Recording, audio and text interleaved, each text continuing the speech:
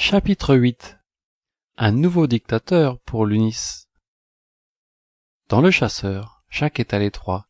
Il y a de la place pour 2 pilotes au maximum. Jacques le compare au chasseur supersonique sur Terre. Il sent la poussière. Jacques s'est inouï que ce vieux coucou ait été capable de décoller. Cela doit faire quelques années qu'il est dans le hangar. Je savais qu'il y en avait un. Niva m'en avait parlé. Il appartenait à un voyageur étrange qui prétendait être très vieux et se nourrir d'une plante merveilleuse. Il a disparu sur l'île. Personne ne l'a jamais revu. Bien joué, Jacques. Mais maintenant, nous avons un nouveau problème car la propulsion éthérique est hors service. Et pour aller vers la planète la plus proche, il nous faudra à peu près, attends un peu, je vérifie les calculs, cela fait, oui, il faudra 12 ans. Comment 12 ans? Mais nous n'avons même pas une goutte d'eau et rien à manger. Boire et manger, ce n'est pas le plus important, Jacques. Le problème, c'est l'oxygène. Nous avons 3 heures de réserve. Alors, il y a 3 solutions. La première est de nous laisser mourir jusqu'à ce que l'oxygène s'épuise. La deuxième est de retourner sur Elvie. La troisième est d'attendre un miracle, dont tu es devenu spécialiste, mon cher Jacques. En tout cas, je ne retourne pas sur Elvie. Alors, il nous reste 3 heures à vivre. En attendant le miracle, ajoute Jacques. C'est curieux, je ne suis pas angoissé. Je suis étrangement calme, et le pire est qu'une joie intense emplit ma poitrine. C'est normal, Jacques. À l'approche de la mort, les êtres humains sécrètent des endorphines qui les aident à passer le cap. Et hop, c'est terminé. Non, ce n'est pas ça. Je ne suis pas encore à l'article de la mort, et je crois même pouvoir te dire « Attends ». Jacques se retourne et regarde sur l'écran arrière du vaisseau. Il voit derrière lui la gueule béante ouverte d'un croiseur spatial. « Starker, est-ce l'un des nôtres? Le vaisseau qui est en train de nous prendre ?» Starker se retourne surpris. « Le conquérant, Jacques, le conquérant !» Le petit vaisseau est maintenant posé, et Starker manifeste un état de surexcitation intense. Starker ouvre le cockpit et se précipite au sol.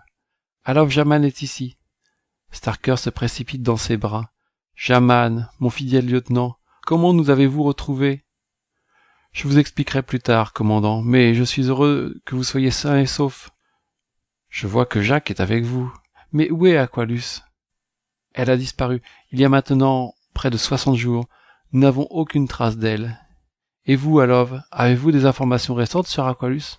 Aucune, nous vous pensions égarés ensemble dans la galaxie, ou pire, entre les mains des Goloks.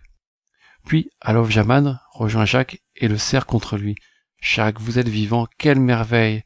Vous êtes précieux à nos yeux. Tout le peuple uni se bat pour vous aujourd'hui. Vous êtes devenu le symbole de notre espérance, de notre lutte. Jacques ne comprend pas ce qu'il veut dire. Qu'ai-je fait pour qu'il en soit ainsi ? Suivez-moi, nous retournons à la salle de commande, nous vous expliquerons. Vous avez une chance incroyable, commandant Starker, car nous ne devions pas nous trouver dans les parages d'Elvie. Notre cristal pensant était programmé pour retourner sur l'UNIS. Mais un fait étrange s'est produit ces dernières heures. C'est comme si le cristal était dirigé par une force mentale extérieure au navire. L'essentiel, dit Jacques, est que cet accident se soit produit, sinon nous serions morts. Heureusement que la radio de bord de votre chasseur était en marche, car sans cela, nous ne vous aurions pas repéré. D'où venez-vous, Jaman, demande Starker. Pourquoi avez-vous quitté l'UNIS ? Je vais y répondre, commandant. Mais nous nous posons des questions sur votre disparition subite. En tout cas, peu après votre arrivée sur l'UNIS, la planète a subi une attaque Golok. Êtes-vous au courant ? Oui, nous y étions du reste.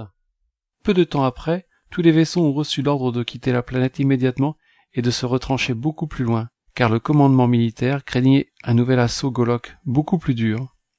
Je vous ai envoyé des messages pendant des heures, mais ils sont restés sans réponse. Alors nous sommes partis vers Jaïd, une planète éloignée de l'UNIS. C'est là que nous avons appris que l'empereur Belzus a envoyé tout son peuple à la recherche de Jacques Briand. Jacques le regarde d'un air effaré. « Oui, Jacques, votre tête est mise à prix. Tous les Goloks vous recherchent. On dit même que l'empereur vous veut vivant à ses genoux. Mais qu'ai-je fait pour qu'il en soit ainsi ? Je crois savoir que vous représentez pour les Goloks le responsable de leur mal. Jacques Briand est assimilé à l'étranger qui leur est apparu et ils pensent qu'il s'agit de la même personne. Jacques, la moitié de l'univers est à votre recherche. Et curieusement, chez les Lunis, vous êtes devenu le symbole de la résistance aux Goloks. Le message passe aujourd'hui de planète en planète. Jacques le héros, Jacques l'unique personne pouvant sauver les Lunis, car le peuple Lunis aujourd'hui se dit que si les Goloks vous recherchent, c'est que vous êtes très puissant. Mais Jaman, je vais décevoir tout le monde. Je ne suis qu'un homme sans pouvoir surnaturel. Les Goloks seront bien déçus d'apprendre que je ne peux rien contre leurs maux, et les Lunis de savoir que je ne peux rien contre les Goloks. Le seul pouvoir que j'ai jamais possédé est de vendre 3000 aspirateurs par mois. Je n'ai qu'un but, c'est rechercher Aqualus, car je l'aime. Jaman semble déçu, comme si lui aussi était persuadé qu'il était le sauveur.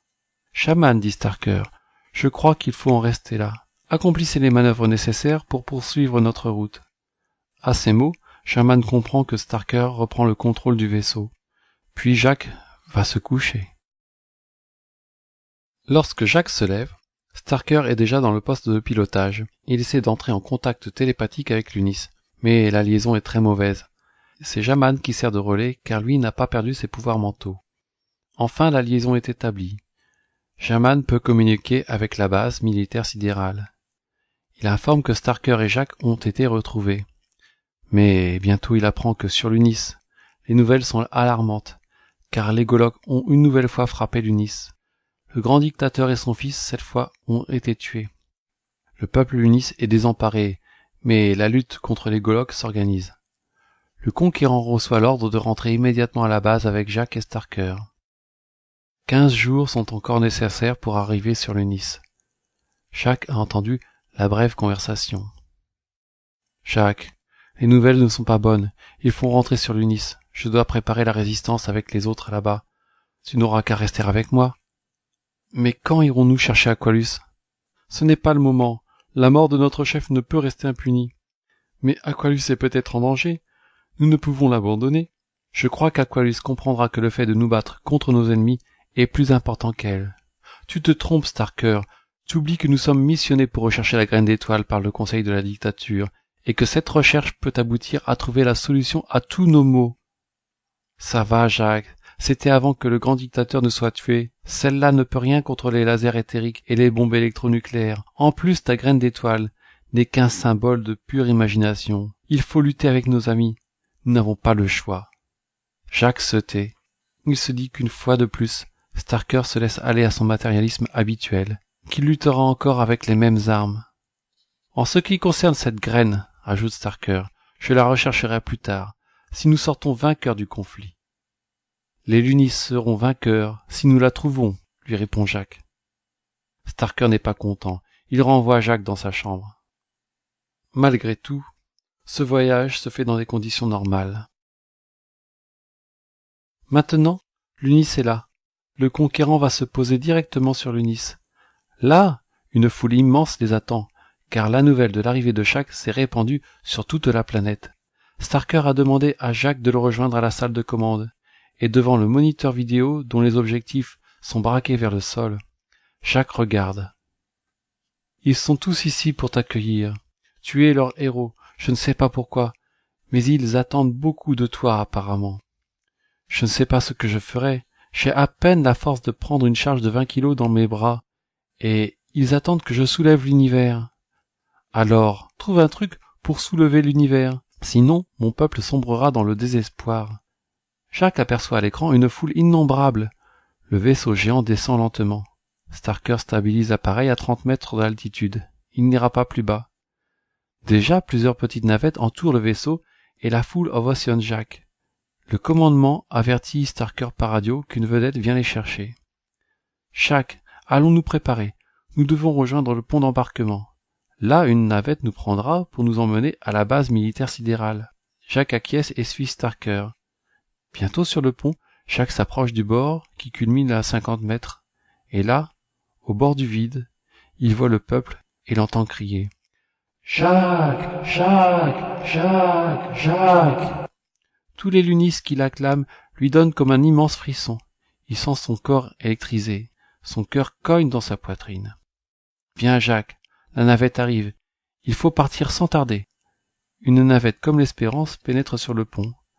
La porte s'ouvre et Jacques est poussé à l'intérieur. Le voyage ne dure que quelques instants et la navette se pose au pied de l'entrée de la base militaire. Chacun passe au rayon identifiant.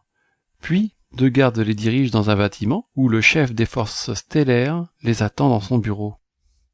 Pour Jacques, la surprise est totale, car contrairement au conseil de la dictature, devant lui se présente, dans toute sa splendeur, une belle femme affirmée, aux longs cheveux châtains et aux yeux verts, dont l'âge ne doit pas dépasser 40 ans.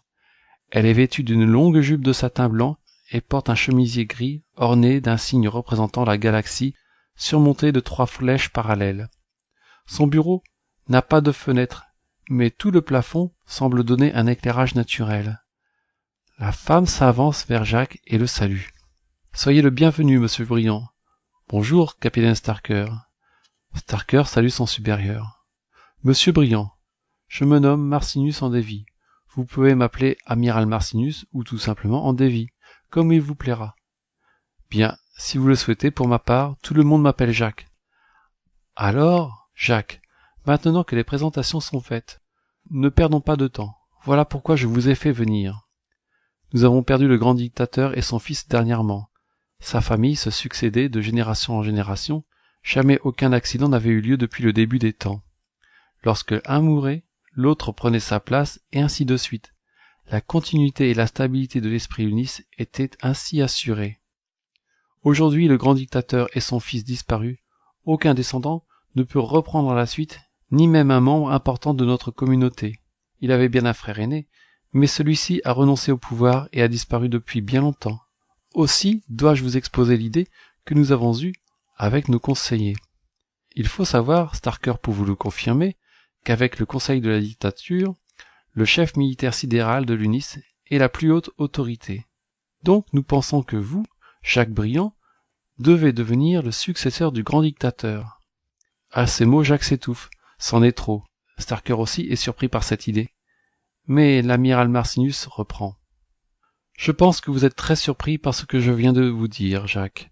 Vous aussi, Starker, mais c'est presque une évidence aujourd'hui, car vous êtes déjà considéré comme un héros. Le peuple compte sur vous pour mener la lutte contre les Goloks. Vous êtes devenu, malgré vous, peut-être à cause des Goloks, un symbole, et il n'est pas illogique que vous deveniez notre chef, notre rassembleur. Acceptez de devenir notre chef à tous. Amiral Andévy, raisonnablement, si j'écoute mon instinct d'homme, je ne peux pas. Mais j'accepte de réfléchir tout de même à cette proposition. Mais sachez qu'il y a un fossé entre moi et votre peuple. Je ne suis qu'un vendeur d'aspirateurs sur Terre, et je ne vous connais pas. Je n'ai pas votre intelligence.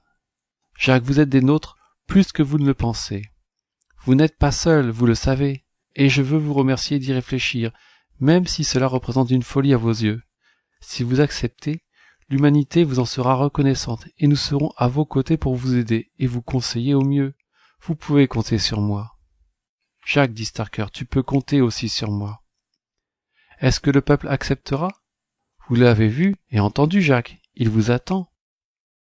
Je vous demande un temps de réflexion. Je souhaite que Starker m'accompagne et me fasse visiter quelque peu votre planète. Ce sera très dur, Jacques, de vous faire visiter la planète en 2 jours. Il y a tant de merveilles à découvrir. Mais je pense que Starker saura vous montrer quelques lieux qui font la fierté de mon peuple. Partez vite. Nous nous retrouverons dans 3 jours à cet endroit même. Voulez-vous nous accompagner, amiral Marcinus? Demande Starker. Cela aurait été avec plaisir, mais je dois rester pour coordonner nos défenses, car les Goloks pourraient tenter un nouvel assaut. Prenez ma navette personnelle pour votre excursion. Elle est banalisée. Vous vous déplacerez plus discrètement. Andévy pousse une porte derrière son bureau. C'est l'accès direct à son vaisseau qui se trouve sur la terrasse du bâtiment. La navette est superbe. C'est un véhicule ovoïde de 15 mètres de long, de couleur bordeaux.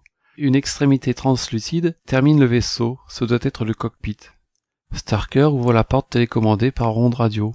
L'intérieur de la navette est entièrement capitonné de velours gris et clair et comprend 2 couchettes, un petit cabinet de toilette et un minuscule salon avec une cuisine intégrée, où l'on peut prendre ses repas. Le cockpit comprend 6 places. Starker prend place aux commandes. Jacques s'installe à côté de lui et boucle sa ceinture. « Où souhaites-tu aller? Veux-tu voir des monuments architecturaux, une usine ou un musée? » Non, Starker, je souhaite voir un zoo, car en dehors de Krefren, je n'ai encore rencontré aucun animal de votre monde. Pourquoi pas? Je sais qu'à Malgawa, il y a le plus grand parc animalier de la planète.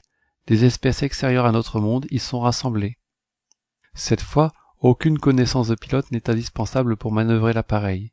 Il suffit de lui parler directement. « Vaisseau, emmène-nous au parc animalier de Madgawa. » Et la licorne s'élève et accélère tellement que Jacques perd conscience quelques secondes.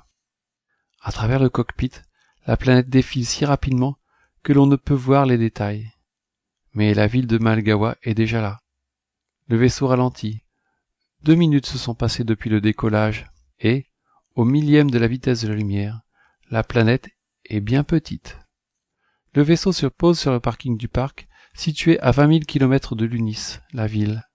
Comme c'est le soir, que l'attraction se visite normalement en plusieurs jours, Jacques et Starker s'installent pour la soirée dans le vaisseau, qui offre, en plus du transport, la possibilité d'y vivre confortablement.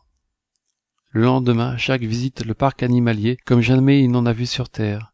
Curieux chevaux, des dinosaures et même, cela peut paraître incroyable, un véritable dragon. Mais cela suffit.